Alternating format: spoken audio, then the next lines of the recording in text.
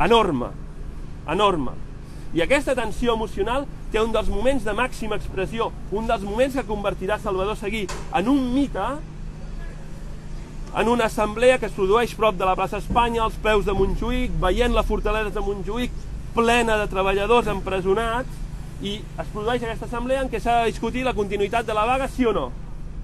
I el governador civil ha intervingut significativament. El governador civil és el Carles Montañés, que ha sigut l'enginyer que ha dirigit la canadenca en els anys previs i que, per tant, simbòlicament col·loquen el cap de l'empresa més potent que genera la vaga, el posen de governador civil perquè intenti resoldre políticament un conflicte social i econòmic, i es fa una negociació. I el Carles Montañés es compromet que la jornada laboral passarà a ser 8 hores i que hi haurà un increment salarial i que s'alliberarà els presos. I es produeix aquella escena tan típica de qualsevol moviment obrer potent en el qual hi ha un sector que diu: si hem arribat fins aquí, ara hauríem d'anar més enllà. Si hem acceptat tots aquests sacrificis, si hem acceptat tots aquests mesos sense cobrar, tantes setmanes sense cobrar, si hem generat tantes caixes de resistència, si tenim tanta gent a la presó, ara no ens podem conformar amb una misèria, perquè ara estem a prop de tenir-ho tot, perquè ara estem a prop d'agafar-ho tot. És el context en què imaginen la revolució social. El Soviet de Budapest, amb el Bela Kun, la Setmana Roja a Itàlia de l'any 19, que és el context en què tot és possible. Però al mateix temps que el context en què tot és possible, hi ha els companys a la presó.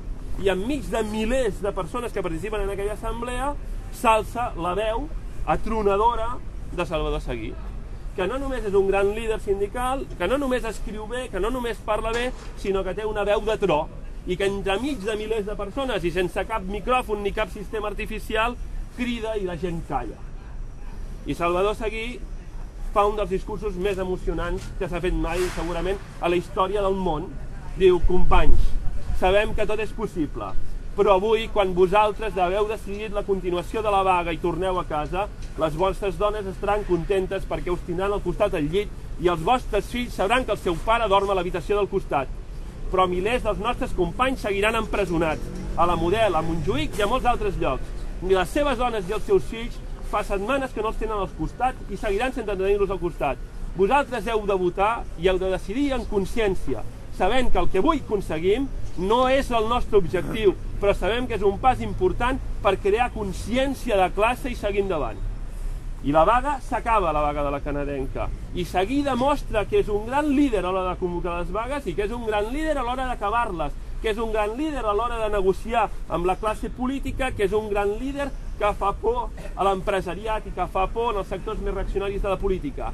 I en aquest tipus de discurs, Salvador Seguí, inconscient o conscient, signa la seva sentència de mort, perquè els aparells repressius de l'Estat i els aparells repressius de l'empresariat català, del gran empresariat català, que és, insisteixo, el més gran i el més espanyolista alhora, sap que si ha de trencar el moviment obrer, ha de matar a la gent que genera consens.